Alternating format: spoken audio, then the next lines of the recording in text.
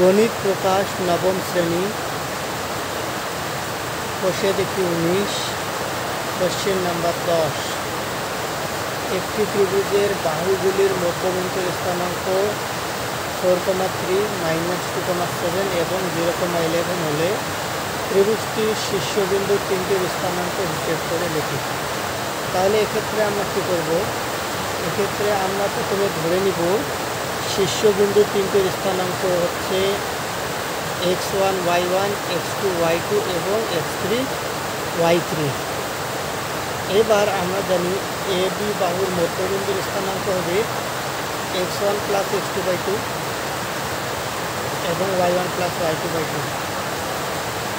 একইভাবে বিসি বাহুর মধ্যবিন্দুর স্থানাঙ্ক x2 + x3/2 y2 + y3/2।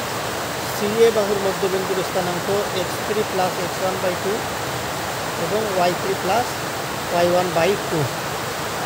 এখন আমরা প্রশ্নানুসারে পাবো এই x1 + x2/2 = 4 হবে।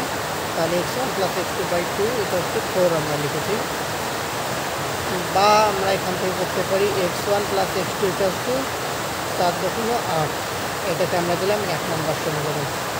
একইভাবে x2 + x3/2 হবে আমাদের -2। তাহলে x2 + x3/2 = -2। এখান থেকে আমরা পাচ্ছি x2 + x3 = -4। একইভাবে x3 + x1/2 আমরা পাবো 0 এইখানে। তাহলে এইটা আর এইটার মধ্যে স্থানাঙ্ক 0, তাই আমরা লিখেছি x3 + x1/2 = 0। এখান থেকে আমরা পাই x3 + x1 = 0। 2 দিয়ে 0 গুণ করলে 0ই হয়। এখন আমরা এই তিনটি সমীকরণকে যদি যোগ করি একসাথে, তাহলে আমরা দেখতে পাবো এখানে x1 ডাবল রয়েছে, x2ও ডাবল রয়েছে এবং x3ও ডাবল রয়েছে। তাই আমরা লিখব 2 × x1 + x2 + x3 = আমরা যদি 8 -4 আর 0 যোগ করি, তাহলে 8-এর থেকে -4 বাদ চলে যায়, আমরা পাই শুধুমাত্র 4। বা আমরা 2টাকে যদি এই দিকে নিয়ে যাই তাহলে ভাগ হয়ে যায়। তাহলে x1 + x2 + x3 = 4কে 2 দিয়ে ভাগ করলে 2 হয়ে যায়।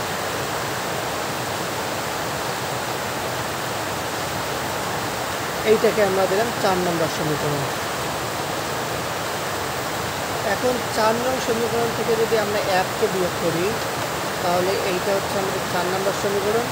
x1 + x2 + x3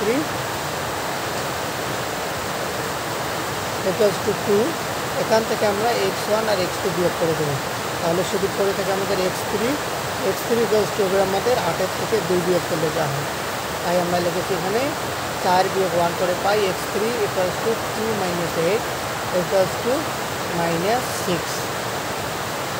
আবার 4 - 2 করে আমরা পাই ওখানে x1 করে থাকবে, 2 - -4 = 6 পাচ্ছি। একইভাবে 4-এর থেকে 3 বিয়োগ করে পাই x2 = 2-এর থেকে 0 বিয়োগ = 2। একইভাবে প্রশ্নানুসারে আমরা পাই y1 + y2/2 = 3। তাহলে আমরা এখানে পাচ্ছি এবি বাহুর মধ্যবিন্দুর স্থানাঙ্ক y1 + y2/2 = আমাদের এর পরেরটা হবে 3। তাহলে y1 + y2/2 = 3 হবে। একইভাবে y2 + y3/2 = 7 হবে। আর y3 + y1/2 = 11 হবে।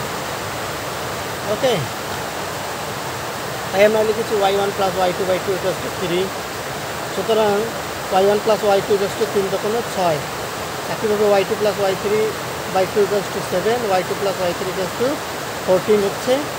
একইভাবে y3 + y1/2 = 11। এখান থেকে পাচ্ছি y3 + y1 = 22। আগের মতো করে এখানে সবগুলো ডাবল রয়েছে y1 y2 y3, তাই আমরা লিখেছি 2 × y1 + y2 + y3 = 42। এবার 2 ওই দিকে গেলে ভাগ হয়ে যাবে। 42কে 2 দিয়ে ভাগ করলে y1 + y2 + y3 = 21 পাচ্ছি আমরা। এটা করে দিলাম আমরা 4 নম্বর সমীকরণ। তাহলে 4-এর থেকে একইভাবে আমরা 1 যদি বিয়োগ করি, 4-এ আমাদের 3টাই রয়েছে, 1-এ শুধু রয়েছে y1 y2।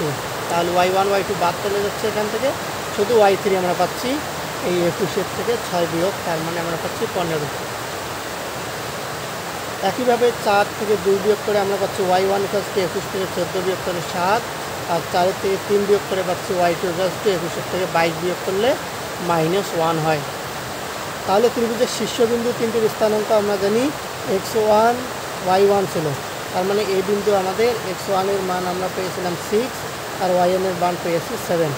একইভাবে বি বিন্দু ছিল x2 y2, তার মানে x2 এর মান 2, y2 এর মান পেয়েছি আমরা -1। একইভাবে সি বিন্দু হচ্ছে আমাদের -6, 15।